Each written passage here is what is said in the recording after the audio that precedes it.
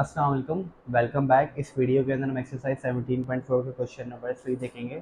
Question number 3 के अंदर देखें, आपको डिमॉर्गन्स लॉ प्रूफ करना है। अगर आपको डिमॉर्गन्स लॉ नहीं पता क्या होता है तो मैं ऊपर आई बटन में उसका लिंक डाल दूंगा, आप ज़रूर उसको चेक कर लीजिएगा, ठीक है।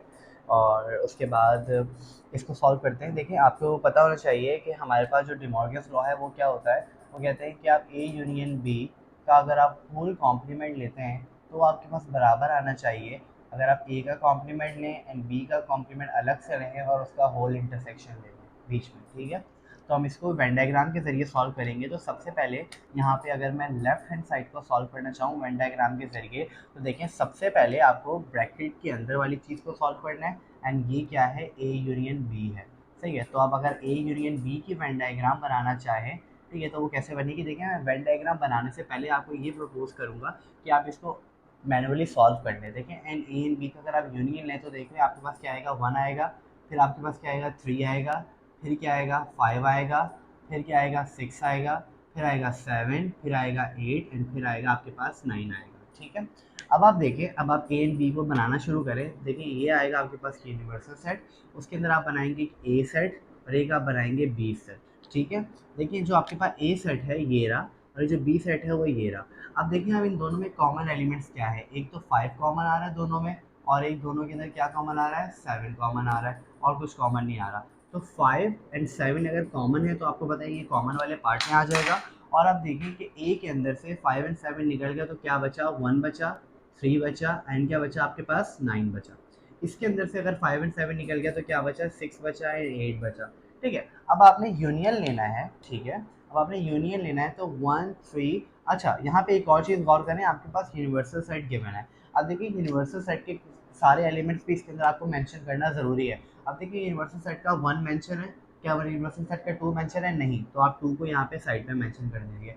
3 मेंशन है, 4 मेंशन है, नहीं, तो 4 को यहाँ पे मेंशन कर दीजिए। उसके बाद 5 है, सही है, 6 है, 7 भी है, 8 भी है, 9 भी है, और 10 नहीं है, तो आप 10 को यहाँ पे साइड पे, यानी कि आउटसाइड ए एंड बी कहीं पे भी आप इसको रिप्रेजेंट कर सकते हैं। अब देखें, अब आपने कलर करना है। कलर किसको करना है, 1 3 5 7 6 8 6 7 8 9, 1 3 5 7 6 8 9 यहाँ पर है। तो मतलब आपने इस पूरे पार्ट को क्या करना है, यहाँ पे कलर कर देना है। अब आपने क्या निकाल लिया है, ए यूनियन बी निकाल लिया है। अब आपने क्या निकालना है, आपने निकालना है ए यूनियन बी का होल कॉम्प्लीमेंट।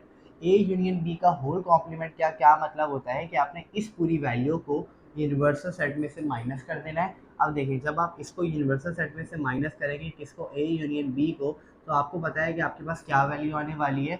यूनिवर्सल सेट में से की पूरी वैल्यू को हटा दीजिए और यूनिवर्सल सेट की जो वैल्यू बच जाए वो लिखते हैं कि कॉमन क्या है, 1 से 1 हट गया, सही है। अब यहाँ पे 2 नहीं है लेकिन यहाँ 2 है, तो ये 2 आ जाएगा। 3 भी कट गया, फिर क्या आ जाएगा, 4 आ जाएगा। 5 भी कट गया, 6 भी कट गया, 7 भी कट गया, 8 भी कट गया, 9 भी कट गया, क्या बचा, 10। ये आ गया आपके पास। अब आपने क्या करना है, अब आपने अपनी वेन डायग्राम को अगेन ड्रॉ करना है, ठीक है, ऐसे करके। ये आ गया आपका यूनिवर्सल। अब देखिए, आपकी वैल्यूज़ वही रहेंगी, आपको बार बार सोचने की ज़रूरत नहीं है। आपको डायरेक्ट पुट करना है, 6 8 ये रहा, 5 7 ये रहा, और आपके पास 1 3 एंड 9 ये रहा, 2 ये रहा, 4 ये रहा एंड 10 ये रहा, ठीक है। अब देखें, ये आपके पास ए है, ये बी है। अब आपने क्या किया, जब आपने इसको सॉल्व किया तो क्या आया, 2 4 10 आया। अब 2 4 10 है, तो आपने 2 4 10 को कलर करना है और किसी चीज़ को कलर नहीं करना। देखिए, ये जो 2 4 10 है ये पूरे आउटसाइड द बॉक्स है, मतलब कि मैं जो कलर कर रहा हूँ चीज़, ज़रा उसको गौर से देखिएगा। ये 2 4 10 इस पूरी जगह पर है, सिवाय इन बॉक्स के अंदर, क्योंकि उन बॉक्सेस के अंदर ए एंड बी की वैल्यूज़ हैं। और वो ए एंड बी की वैल्यूज़ क्या हैं, ये आपके पास वैल्यूज़ आई हैं। बात समझ आई आपको कि आपने सिर्फ ए इसको 1 3 5 7 9 इसको सबको छोड़ के 2 4 एंड 10 को कलर कर दिया, ठीक है। अब मैं इसकी लेफ्ट हैंड साइड की तरफ मूव कर, सॉरी, राइट हैंड साइड की तरफ मूव कर रहा हूँ। देखें, राइट हैंड साइड पे आपके पास क्या मौजूद है। राइट हैंड साइड पे आपने ए कॉम्प्लीमेंट निकालना है, ठीक है।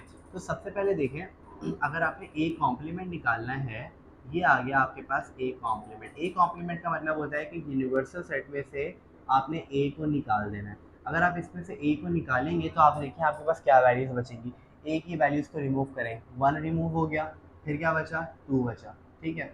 फिर आपके पास क्या बचा है, 3 भी रिमूव हो गया, 4 बच रहा है, 5 रिमूव हो गया, 6 बच रहा है, 7 रिमूव हो गया, 8 बच रहा है, 9 रिमूव हो गया, 10 बच रहा है आपके पास। ये वैल्यूज़ बच रही हैं। देखिए, आप यहाँ पे आप ए कॉम्प्लीमेंट निकाल रहे हैं तो यहाँ पे आपको सिर्फ ए की वैल्यू को लेके चलना है। अब देखिए, आपके यहाँ पे कौन सी साइड यूज़र है, ए एंड बी ना, तो अब यहाँ पे यूनिवर्सल सेट और अब यहाँ पे सिर्फ एक ए ही सेट बनाइए, ए सेट बनाइए और ए सेट की वैल्यूज़ क्या हैं 1 3 5 7 एंड 9 ये वैल्यूज़ हैं। तो आपने सिर्फ उसकी वैल्यूज़ इसके अंदर लिखी हैं। ठीक है, आप चाहें तो ये कॉमा हटा सकते हैं और बेसिकली कॉमा हटानी चाहिए 1 3 5 7 9। अब देखिए कौन से एलिमेंट्स रह गए। अब देखिए यूनिवर्सल सेट के अंदर तो सारे एलिमेंट थे 1 2 3 4 5 6 7 8 9 10 तक थे, लेकिन यहाँ पे 1 लिखा है 3 लिखा है 2 नहीं लिखा हुआ, फिर 4 भी नहीं लिखा हुआ, फिर क्या लिखा हुआ है 6 भी नहीं लिखा हुआ, फिर 8 भी नहीं लिखा हुआ एंड देन फिर 10 भी नहीं लिखा हुआ। तो ये सारे एलिमेंट्स आपने लिखने हैं, यानी कि आपने अपनी यूनिवर्सल सेट को हमेशा कंप्लीट करना होगा। अब देखिए आपने कलर किसको करना है, आपने करना है 2 4 6 8 10, 2 4 6 8 10 कहाँ आ रहा है, इस आउटसाइड द बॉक्स आ रहा है, ए के आउटसाइड आ रहा है, यानी कि आपने इस पूरे को क्या कर दिया, कलर कर दिया। यहाँ तक समझ आइए, ये आपने निकाल लिया ए कॉम्प्लीमेंट। अब आप निकालेंगे बी कॉम्प्लीमेंट। देखिए बी कॉम्प्लीमेंट में बिल्कुल इसी तरह से निकल गया होगा, आपको अंदाज़ा भी हो गया होगा कि बी कॉम्प्लीमेंट मैंने किस तरह से निकाला है। ए कॉम्प्लीमेंट यूनिवर्सल सेट ये रहा, आप सिंपली बी सेट को लिखिए। बी सेट के एलिमेंट्स क्या हैं आपके पास, 5 है 7 है 9 5 6 7 8 है, और जो एलिमेंट बच गया उसको बाहर लिखिए। क्या बच गया, 1 बच गया, 2 बच गया, 3 बच गया, 4 बच गया, 5 6 आ गया, 7 8 आ गया, 9 बच गया, 10 बच गया। अब आप क्या करें, सिंपली इस बी को छोड़ के बकाया सबको यहाँ पे कलर कर दें। सबको आपने क्या कर दिया, कलर कर दिया। अब देखें, अब आपने क्या करना है, अब आपने इस ए कॉम्प्लीमेंट का इंटरसेक्शन करना है बी कॉम्प्लीमेंट के साथ। ठीक है, इंटरसेक्शन करना है। इंटरसेक्शन का मतलब होता है आप दोनों में कॉमन चीज़ें देखिए, दोनों में कॉमन चीज़ें देखिए क्या है आपके पास। इसका मतलब है कि आप देखिए कि अगर आप यहाँ पे गौर करें तो आपके पास कॉमन क्या है, कि आपके पास इस ए सेट को छोड़ के पूरा कलर हुआ हुआ है और इस बी सेट को छोड़ के पूरा कलर हुआ हुआ है। तो अगर मैं इसको इस तरह से लिखूँ कि मैं अपने पास ए सेट बनाऊँ और यहाँ पे अपने पास बी सेट बनाऊँ और ए एंड बी की वैल्यूज़ ज़रा लिखूँ। देखिए ए एंड बी की वैल्यूज़ क्या थी, ए की वैल्यूज़ क्या थी, ये थी, और बी की वैल्यूज़ ये थी। इनमें कॉमन क्या था, जो कॉमन एलिमेंट था उसको मैं कॉमन के ज़रिए साथ लिख दूँ। और ए की अब क्या वैल्यूज़ बच गई हैं मेरे पास, ए की बच गई हैं 1 3 एंड 9 और इसकी मेरे पास बच गई हैं 6 एंड 8। ठीक है, अब देखें अगर आप इन दोनों का यूनियन ले रहे हैं, इन दोनों का यूनियन ले रहे हैं, ठीक है, तो आपने क्या किया, आपने ये जो अनशेडेड पार्ट था उन दोनों का यूनियन लिया। देखिए ये अनशेडेड पार्ट था, ये अनशेडेड पार्ट था, उन दोनों का यूनियन लिया, इनको एक साथ लिखा, और जो शेडेड पार्ट थे उनका भी यूनियन लें।